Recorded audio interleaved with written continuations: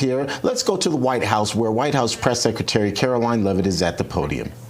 Moments ago, the Department of Homeland Security provided an update that 91 innocent souls have now perished.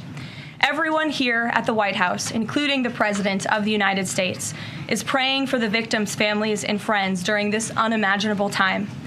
President Trump swiftly signed a major disaster declaration for Kerr County, Texas, to ensure our heroic first responders have every resource they need in the relief and recovery efforts. Secretary of Homeland Security Kristi Noem traveled to Texas over the weekend, and the entire Trump administration is working hand in glove with state and local officials to provide every assistance available. The situation on the ground remains dangerous, and there could be additional public safety threats with potential incoming heavy rain. So we encourage everyone in the area to remain vigilant, listen to all warnings, and respond accordingly.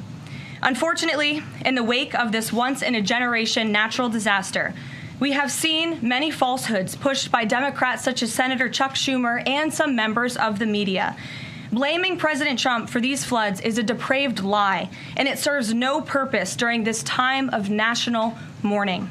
Here are the facts. In the lead up to this tragic natural disaster, the National Weather Service did its job. Despite unprecedented rainfall, the National Weather Service executed timely and precise forecasts and warnings. On July 3rd, the National Weather Service office in Austin, San Antonio, Texas, conducted forecast briefings for emergency management in the morning and issued a flood watch in the early afternoon. Flash flood warnings were also issued on the night of July 3rd and in the early morning of July 4th, giving preliminary lead times of more than 3 hours before flash flooding conditions occurred. And the National Weather Service office in New Braunfels, which delivers forecasts for Austin, San Antonio, and the surrounding areas, had extra staff on duty during the storms, despite claims of the contrary. So to any person who has deliberately lied about these facts surrounding this catastrophic event, you should be deeply ashamed. At this time, the administration's focus will be on giving the victims and their communities the support they deserve during these recovery efforts in this tragic time. May God bless the great people of Texas, especially the parents who have lost their children. President Trump loves you. We are praying for you, and he will be traveling to see you later this week. Moving along to some further scheduling announcements. Tonight, President Trump will host the Prime Minister of Israel, Benjamin Netanyahu, for dinner, where they will discuss the positive developments taking place in the Middle East region. Tomorrow, the president will host his 6th cabinet meeting of his 2nd term. Many of you will be invited to cover that. And on Wednesday, the president will host leaders from 5 African nations for lunch in the state dining room. In other news, after the historic signing on the South Lawn of the White House on the 4th of July, President Trump's One Big Beautiful Bill is now the law of the land. Republicans in Congress met the once-in-a-generation moment and codified the Make America Great Again agenda into law. After this monumental achievement, no other president in modern history has worked harder and faster to fulfill their campaign promises than Donald Trump. The One Big Beautiful Bill will get the United States of America firing again on all cylinders.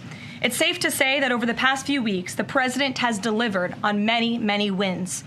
For the 4th month in a row, jobs numbers beat market expectations with nearly 150,000 good jobs created in the month of June. The American economy has now added nearly 700,000 jobs since January 2025, with American-born workers accounting for all job gains. President Trump drove illegal border crossings to another historic low in the month of June, and Border Patrol once again released 0 illegal aliens into our country. The Supreme Court stopped activist judges from imposing nationwide injunctions and cleared the way for President Trump to carry out his popular and common sense agenda. The University of Pennsylvania agreed to all of the Trump administration's demands and will now keep men out of women's sports. President Trump secured his trade deal with Vietnam, giving the United States total access to their markets. Because of President Trump's unleashing American energy dominance, gas prices are at 4-year lows. And when adjusted for inflation, gas prices are near the lowest levels we've seen in the last 20 years.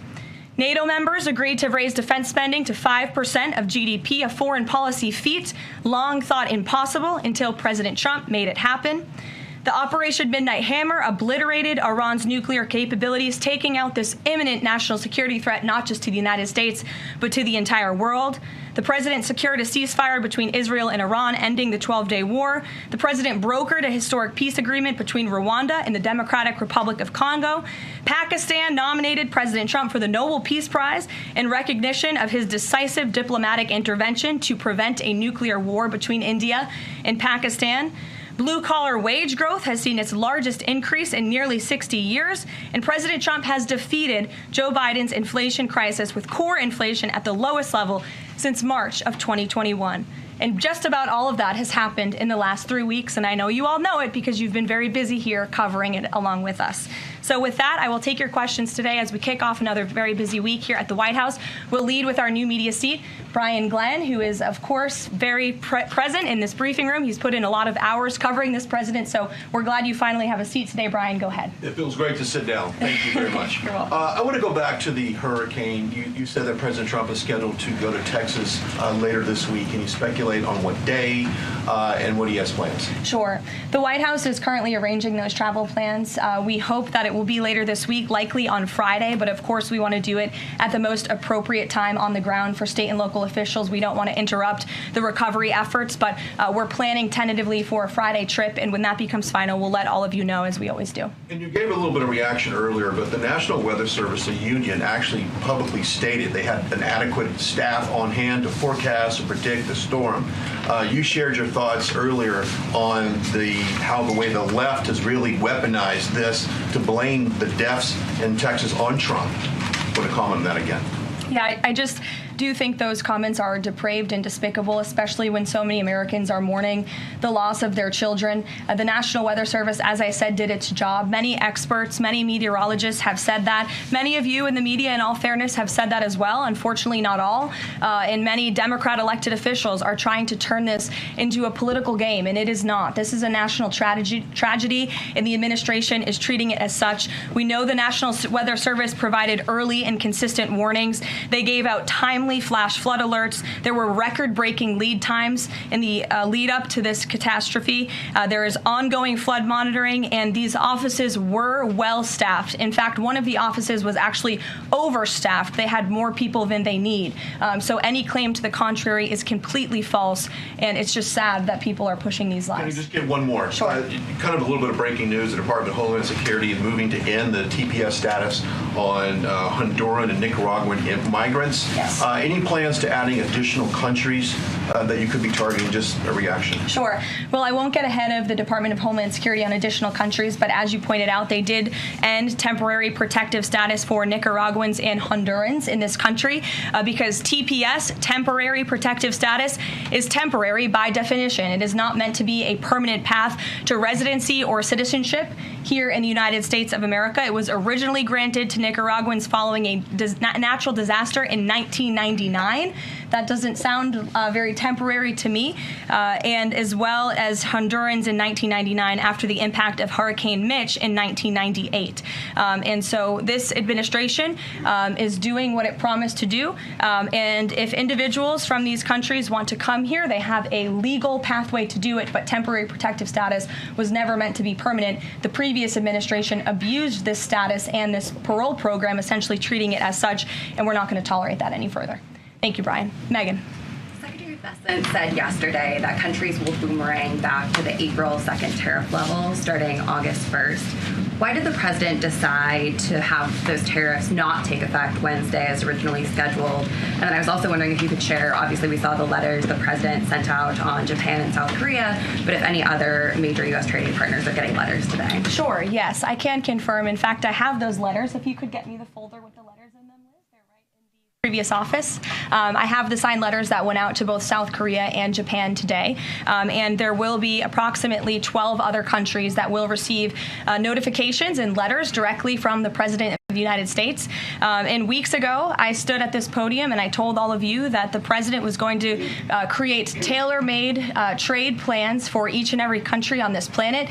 And that's what this administration continues to be focused on. The president will also sign an executive order today delaying the July 9th deadline to August 1st. So the reciprocal tariff rate or these new rates that will be provided in this correspondence to these foreign leaders will be going out the door within the next month, or deals will be made. And those countries continue to negotiate with the United States. We've seen a lot of positive developments in the right direction, but the administration, the president, and his trade team want to cut the best deals for the American people and the American worker. That's what they're focused on. And in the effort of transparency, these letters will continue to be posted to Truth Social, so you can enjoy them yourself. Go ahead. Thanks, Caroline. Just about the visit of Prime Minister Netanyahu today, I was just wondering why that is not open to the press. Previous visits by him, we've had Oval Office press conferences. Does that reflect somehow the kind of sensitivity of this particular visit? No, they're having a private dinner. There's many important matters that are obviously ongoing in the region, as you know. The utmost priority for the president right now in the Middle East is to end the war in Gaza and to return all of the hostages. Also, as you know, there was a ceasefire proposal that Israel supports that was sent to Hamas, and we hope that they will agree to this proposal. We want to see all of the hostages released. That's on the top of the president's mind, so that will be discussed, as well as the many other positive developments we've seen in the Middle East. I want to go back to the trade deals. As you see, we have these beautiful letters that the president has signed. This one is to the President of the Republic of Korea, original signature on that, and these will be mailed. And then here we also have another letter to the Prime Minister of Japan as well. Both countries will be receiving a 25% tariff rate effective on August 1st. Go ahead. Thank you so much. You said it, and the President said it many times, you want to see an end to the war in Gaza. Will he give guarantees during this 60-day period of ceasefire that actually the war will end? Because this is a sticking point with Prime Minister Netanyahu, and I'm wondering if they see eye to eye on this point. And how do you see the next day? What the next day in Gaza will look like?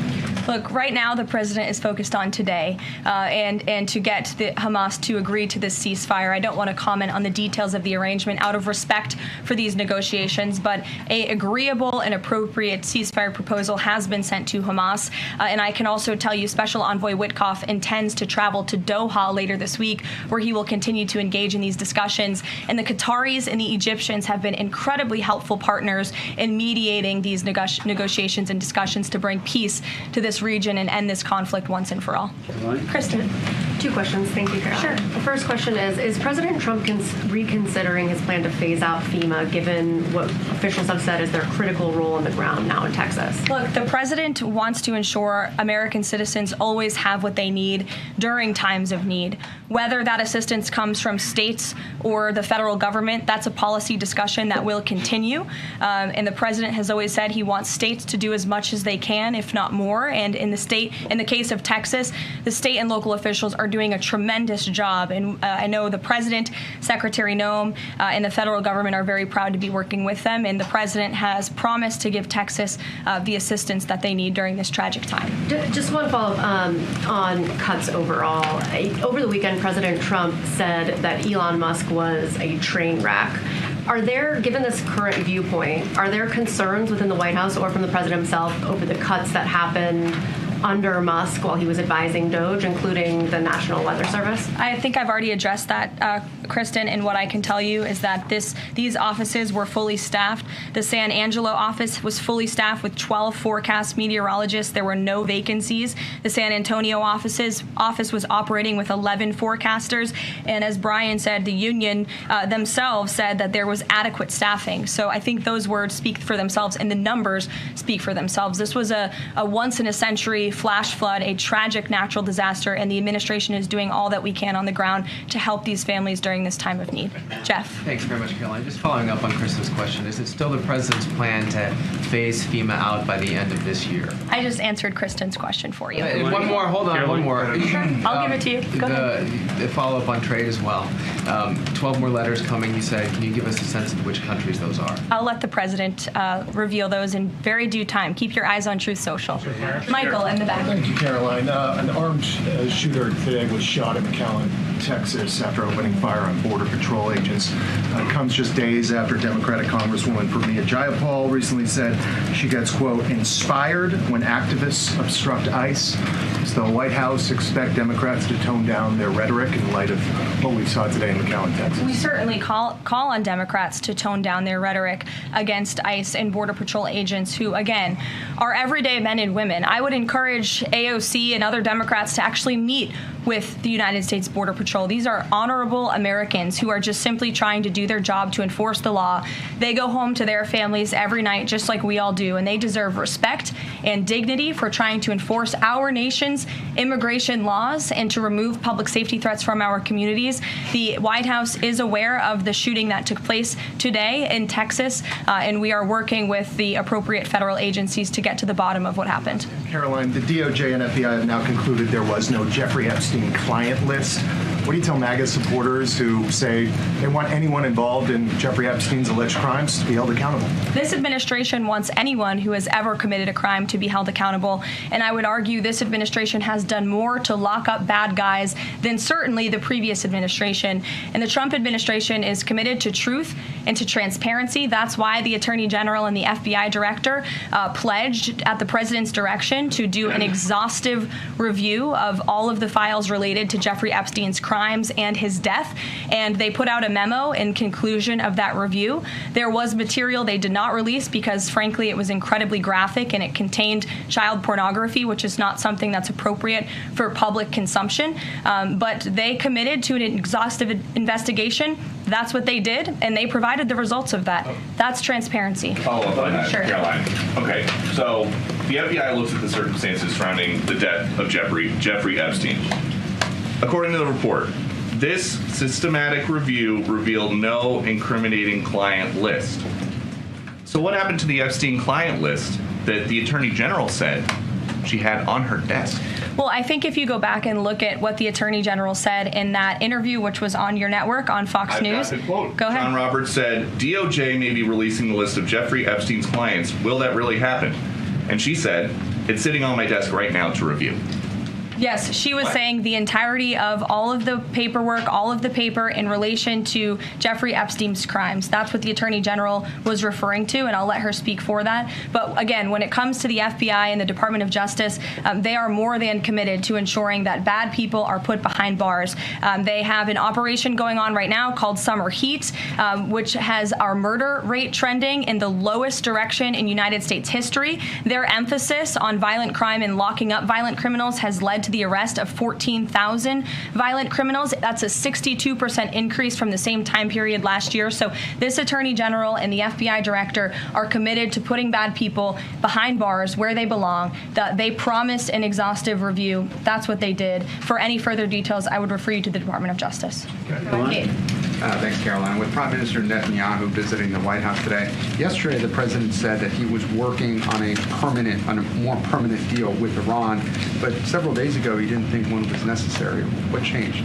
Well, when you asked me about this, or when you all asked me about this several weeks ago, I said the president thought maybe an Iran deal was not necessary, but of course the president is always interested in peace and diplomacy. That remains true, and the administration continues to be in contact, both directly and indirectly, with the Iranians on a deal. And then on tariffs, you're now delaying the deadline from July 9th to August 1st. Is that an acknowledgement that perhaps the administration found it more difficult to negotiate these trade deals, or whatever happened to 90 deals in 90 days? No, it's an acknowledgement that this administration is doing what's best for the American worker, and we want the best deals possible for our workers, for our manufacturing base, for our middle class, and they are doing this deliberately and appropriately on behalf of our country's interests. Josh. A couple more on the tariffs. You said about 12 more letters. There were about 55 or so countries, including the EU as a bloc, that were facing this tariff increase.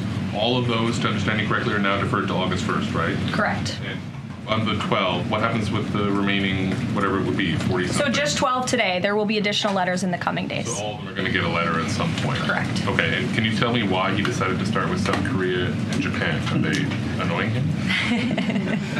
It's the president's prerogative, and those are the countries he chose. And on the sectoral tariffs, it's our understanding that these continue to be a separate track. We're still waiting on a bunch of them. That's right. Is there any timing update on when he's going to move on, for instance, semiconductor tariffs and other things that are still in the hopper? I don't have a timing update, but for where they are in the process, I would defer you to the Department of Commerce. Should we expect deals finally as well? He announced this Vietnam deal. Are you close on any other countries? The president and the administration, yes, we are close. But again, the president wants to ensure these are the best deals possible. And I would add just one more thing on trade and tariffs to wrap it up.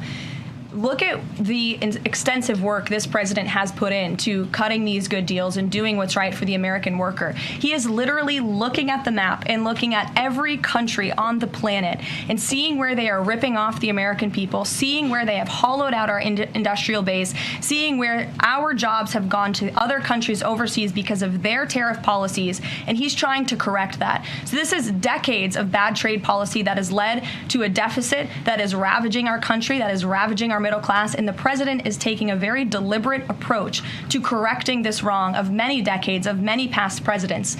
And so I think he should be commended for the time and the effort that he is putting into this, and the fact that he has announced a framework with China, a trade deal with the United Kingdom, a trade deal with Vietnam, and many others to come in just a matter of 6 months is truly historic, and it's a testament to this president and his trade team who are working around the clock to get this done. Sure, go ahead. Thank you so much, Caroline. Two questions on Iran. What's the permanent deal with Iran looks like for the president, and what issues related to Iran should it cover? And secondly, has the president seen the interview with Iranian president, which he says that the United States president, Mr. Trump, is capable enough to guide the regions toward a peace and a brighter future and put Israel in its place, or it gets more into conflict? Has the president seen these comments, and what's his reaction to these comments? I'm not sure if he's seen those comments, but certainly I think it's true that the president is the right man for the job to move this region into the direction of peace and stability for the future. That's what he and his national security team are working on every day, and we've already seen historic achievements in that direction. Follow-up? Go ahead. In the back. Kelly, go ahead. Great, thank sure. you. And then in front of you. Okay, a couple questions for you. First, y'all need name tag signs. First question on the flooding in Texas. Sure. I know there has been some concern about the timing of the alerts, knowing that they did go out, but the warnings coming out in the wee hours, so while many people were likely sleeping. Can you share just details what you know about why those warnings were sent while people were likely sleeping, and then what the administration is doing to ensure that these alerts come out sooner?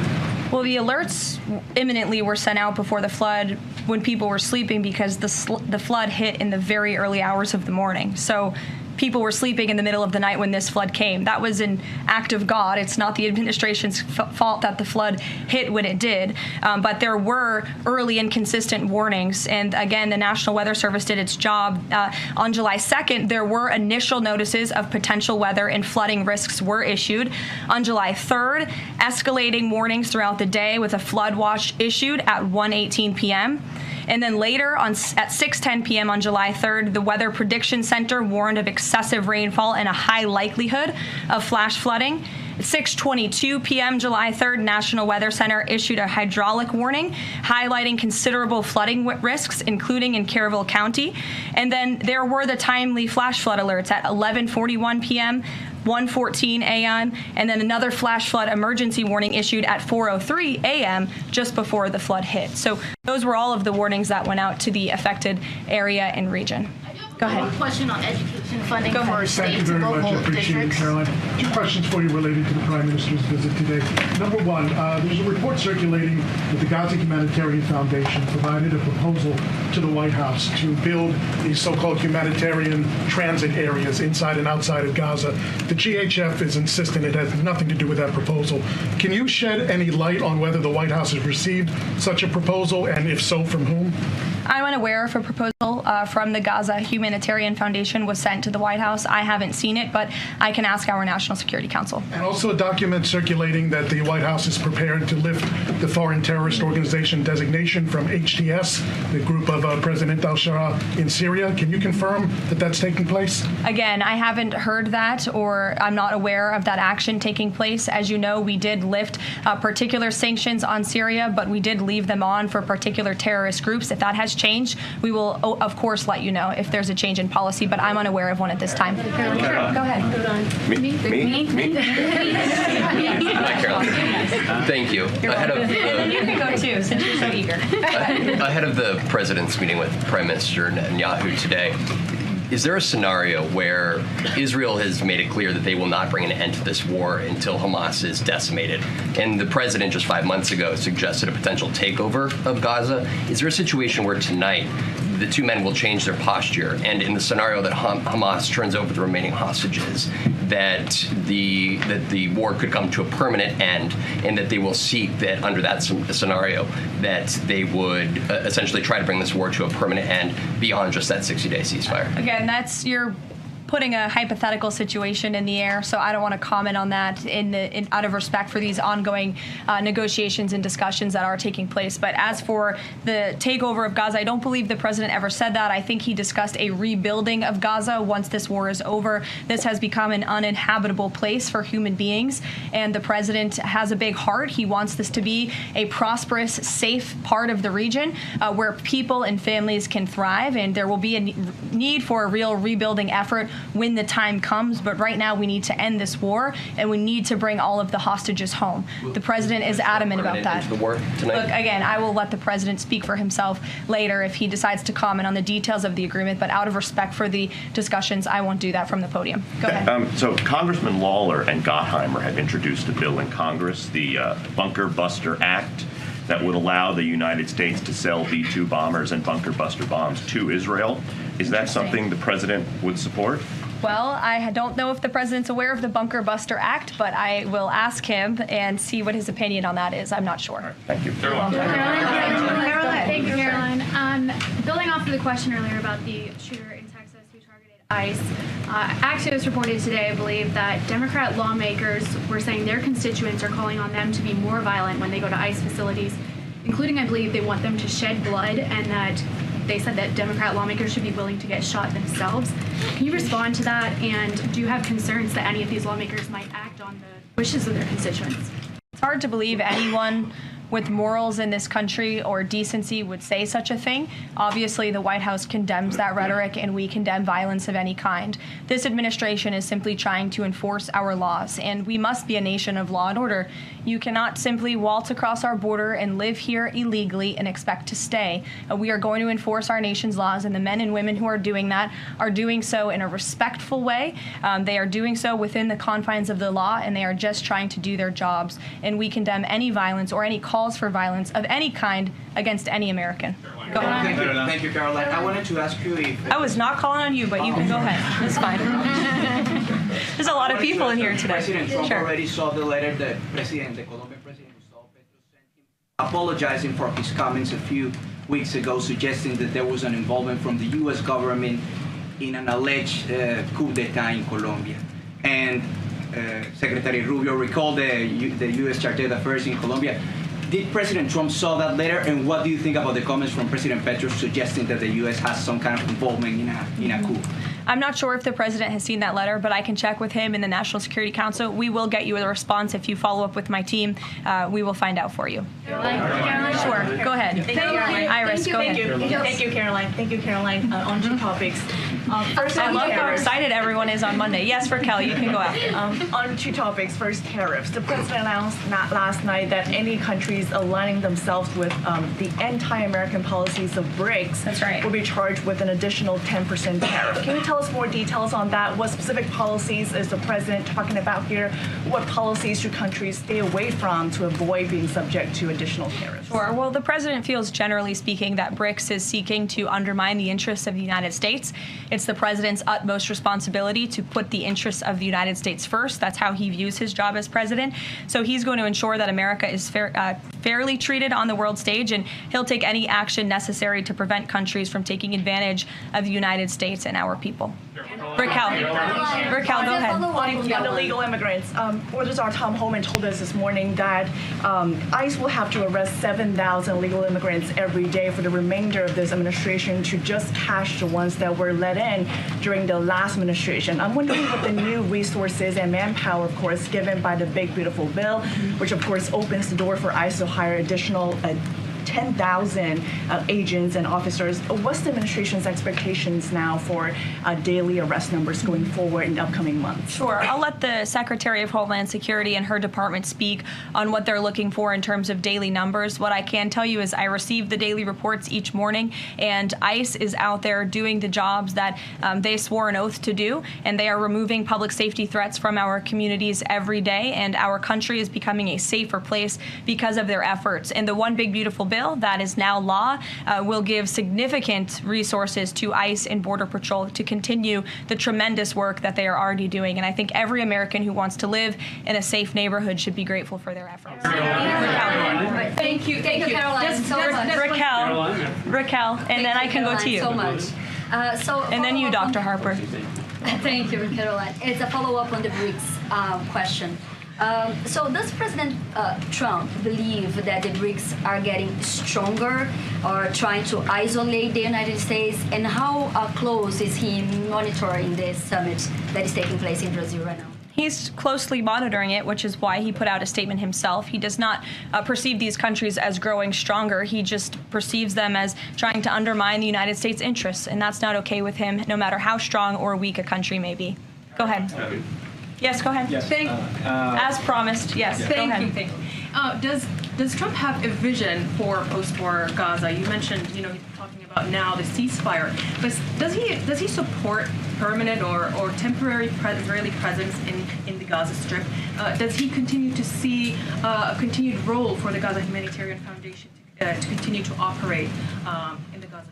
Well, as you know, because we've talked about it before, the president has directed aid to be moved into the region, and that has been taking place. You've actually seen people in the Gaza Strip yelling out, "Thank you, Trump," for the aid and for the meals that they have received, because the previous administration never did that for some reason. But this president, again, wants to see peace and stability in the region. So as I outlined previously, he views this part of the region as having a real chance at being peaceful and prosperous. But again, we need to end this war. We need to get all the hostages home, and Hamas needs to accept this proposal in order to do that. Dr. Harper, go ahead. I'm Dr. Anthony Harper with the Intermountain Christian Youth. Thank you for taking my questions. Given the nature of the Palestinian Authority, with their pay to slay, teaching Jew hatred to children, corrupt leaders, and no elections for 19 years, who does President Trump support to govern Area A and Area B to prevent Hamas from ruling? And what is President Trump's position on Israeli sovereignty? Sure. Well, the president believes Israel, of course, has a right to defend itself. As for the first part of your question, you're getting ahead, Dr. Harper. As I told you, the president wants Hamas to accept this proposal right now. He wants to see peace in this region, and he's committed to doing that. Sean.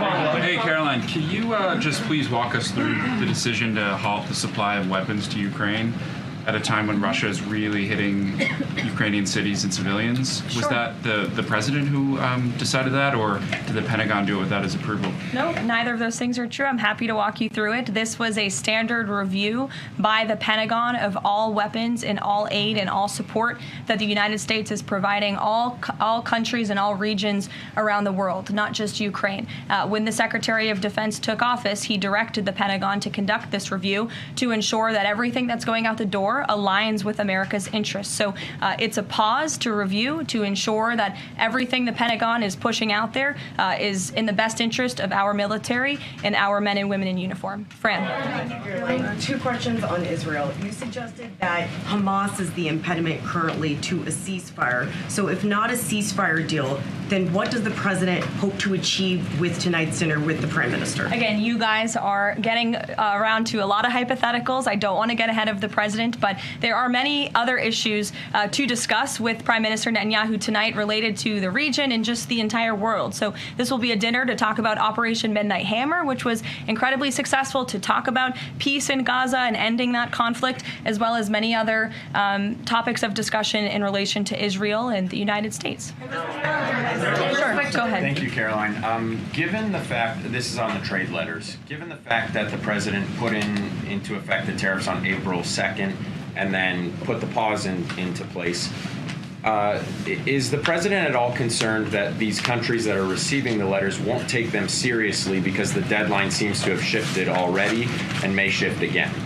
They will take the letters seriously because they have taken the president seriously. And that's why the president's phone, I can tell you, rings off the hook from world leaders all the time who are begging him to come to a deal. And this administration is working hard to ensure those deals are in the best interest of the American people. And this delay, again, is in the best interest of the American people. And you all will continue to see these letters released on the president's Truth Social. And we will see you all later. Thank you, guys. Thanks, Caroline.